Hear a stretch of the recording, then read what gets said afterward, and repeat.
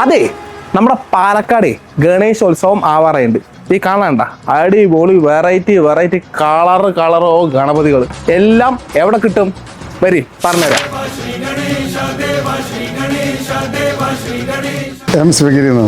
എന്നാണ് ഗണേശോത്സവം? വരുന്ന ഓഗസ്റ്റ് 27-ാം തീയതിയാണ് ഭഗവാന്റെ ചതുർത്ഥി. നിമജ്ജനം വന്ന് 28-ാം തീയതിയാണ്. മൂത്താന്തര ശ്രീ കാച്ചനാകുളം തിരുവരക്ക് ഭഗവതി ക്ഷേത്രത്തിൽ നിന്നാണ് പുറപ്പെടുന്നത്. 94-ലാണ് ഇത് നമ്മൾ തുടങ്ങി വയ്ക്കുന്നത്.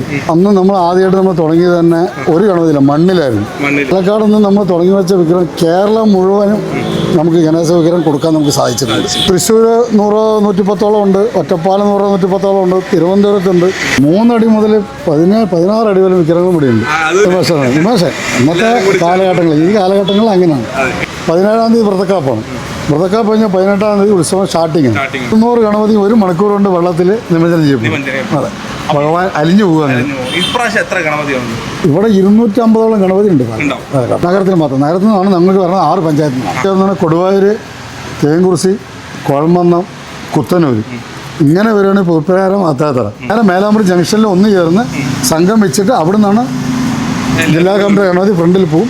ബാക്കിയുള്ള അതിനെ ചേർന്നിട്ട് ടോക്കൺ പൈസയിൽ പോകും. ഇത്ര കാലമായിട്ട് നമുക്ക് പുഴയിലേക്കോ മറ്റുള്ളവർക്കോ മീനിനോ ഒരു കേടും കയറിയിട്ടുണ്ടായിട്ടില്ല. ഭഗവാൻ നമുക്ക് അങ്ങനെ ഇതുണ്ടാക്കി തന്നിട്ടില്ല. ഭഗവാന്റെ വിഗ്രഹം വന്നിട്ട് പ്രകൃതി സംരക്ഷണം അവരും വന്ന് ചോദിക്കണം. കാരണം അത് പ്ലാസ്റ്റർ പൈസ അല്ല, പേപ്പർ പഴുപ്പാണ്. 27-ാം തീയതി ചതുർത്ഥി, ഭഗവാന്റെ ചതുർത്ഥി. 28-ാം തീയതി നിമജ്ജന ഘോഷയാത്ര. നിമജ്ജന കൽപ്പാത്തി, കാശിയിലെ പാതി കൽപ്പാത്തി എന്ന് വിശ്വസിക്കപ്പെടുന്ന കൽപ്പാത്തി പുഴയിൽ നിന്നാണ് ഈ 200 ഗണപതിയോളം നിമജ്ജനം ഞാൻ പറഞ്ഞത്. സാഗരമാണ്. വിനായക ചതുർത്ഥി പറഞ്ഞാൽ പാലക്കാട്ടുകാർക്ക് ഒരു വികാരം.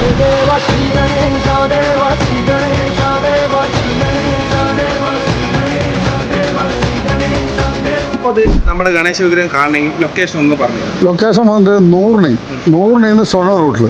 അപ്പൊ എങ്ങനെ ഉഷാറല്ലേ?